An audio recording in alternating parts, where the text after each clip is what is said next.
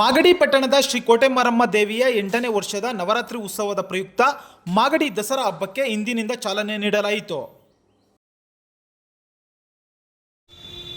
ಕೋಟೆ ಮಾರಮ್ಮ ಕಿ ಜೈ, ಕೋಟೆ ಮಾರಮ್ಮ ಕಿ ಜೈ, ಕೋಟೆ ಮಾರಮ್ಮ ಕಿ ಜೈ.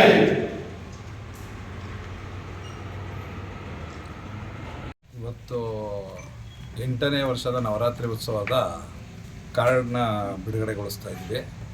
ಪ್ರತಿ ವರ್ಷದಂತೆ ಈ ವರ್ಷವೂ ತುಂಬ ವಿಜೃಂಭಣೆಯಿಂದ 8ನೇ ವರ್ಷದನ್ನು ಒಂದು ತಿಂಗಳು ಮುಂಚಿತವಾಗಿಯೇ ಕಾರ್ಡನ್ನು ಬಿಡುಗಡೆಗೊಳಿಸಿ ಗಣೇಶ ವಿನಾಯಕ ಚತುರ್ಥಿಯಂದು ವಿಘ್ನ ನಿವಾರಕನ ಎಲ್ಲ ಇದಾಗಲಿ ಏನು ವಿಘ್ನ ಇಲ್ದಂಗೆ ನಡ್ಕೊಂಡು ಹೋಗಲಿ ನವರಾತ್ರಿ ಉತ್ಸವ ಅಂತ ಇವತ್ತು ಕಾರ್ಡನ್ನ ಬಿಡುಗಡೆಗೊಳಿಸ್ತಾ ಇದ್ವಿ.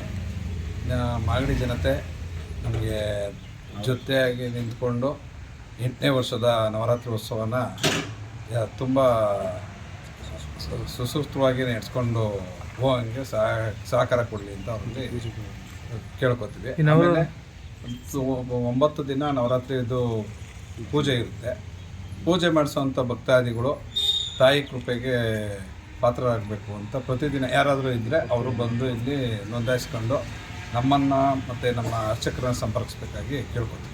ಏನು ವಿಶೇಷ ಕಾರ್ಯಕ್ರಮಗಳು ಏನಿದೆ ಈ ಬಾರಿ? ಪ್ರತಿ ವರ್ಷದಿಂದ ಈ ವರ್ಷ ತುಂಬ ಚೆನ್ನಾಗಿ ಮುತ್ತಿನ ಪಲ್ಲಕ್ಕಿ ಮಾಡಿಸಿದ್ವಿ.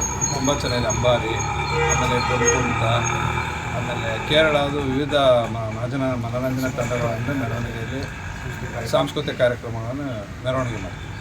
ಪ್ರತಿದಿನ ಸಾಂಸ್ಕೃತಿಕ ಕಾರ್ಯಕ್ರಮ ಇರುತ್ತೆ. ವಿಶೇಷ ಅಲಂಕಾರ, ಪ್ರಸಾದ ವಿನಿಯೋಗ ಇರುತ್ತೆ. ಕೊನೆ ದಿನ ಮಾಗಡಿ ವಿಜಯದಶಮಿ ಮಾಗಡಿ ದಸರಾ ಥರ ಮೆರವಣಿಗೆ ಮಾಡಿ